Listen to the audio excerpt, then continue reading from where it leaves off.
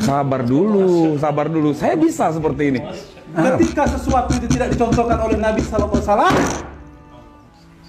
maka sesat. Apakah Anda pikir dengan seperti Anda membentak seperti ini saya jadi gentar? Tidak sama sekali. Saya bukan membentak. Saya menyampaikan sesuatu yang hak.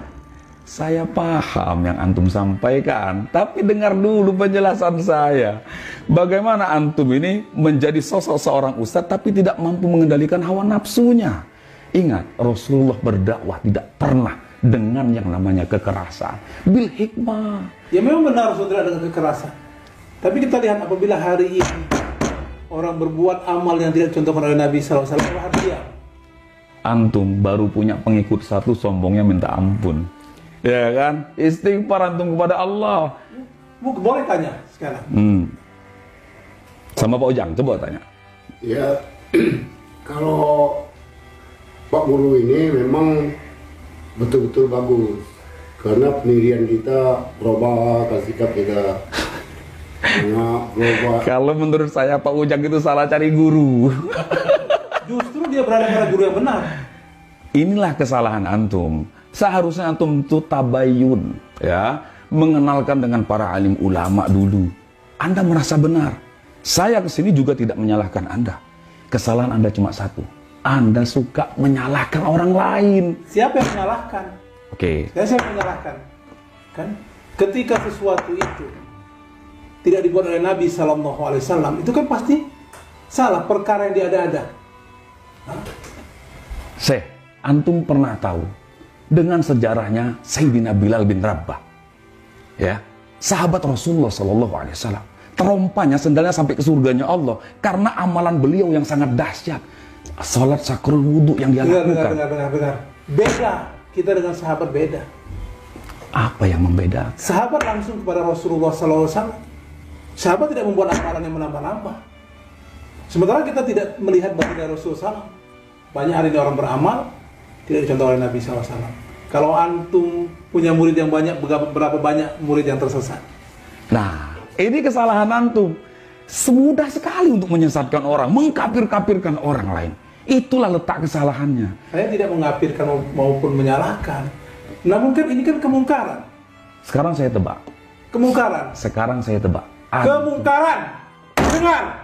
Antum sudah terbawa emosi. Sabar, seorang dai masa emosian? Saya tidak emosi. Justru saya ingin meluruskan kesesatan antum. Nah, di mana letak kesesatan saya? Antum harusnya beristighfar kepada Allah SWT. Antum yang beristighfar, bukan saya. Innamal mu'minuna ikhwatun. Antum tahu dalil ini, kita ini bersaudara. Ketika kita satu akidah, satu keyakinan ini bersaudara. Tapi ketika kita ini tidak mengikuti apa yang dicontohkan Nabi SAW, apakah bisa dikatakan saudara?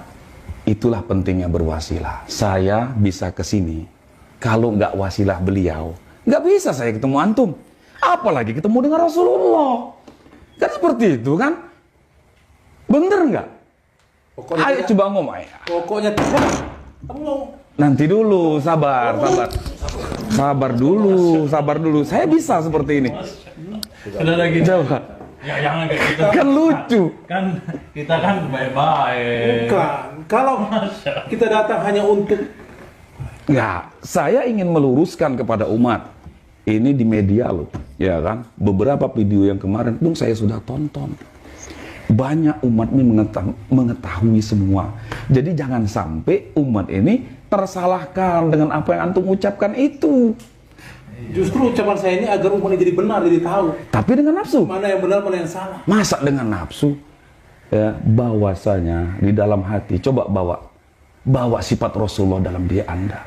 Sifat Rasulullah SAW tidak pernah mendakwahkan itu dengan kekerasan, dengan yang namanya nafsu segala macam.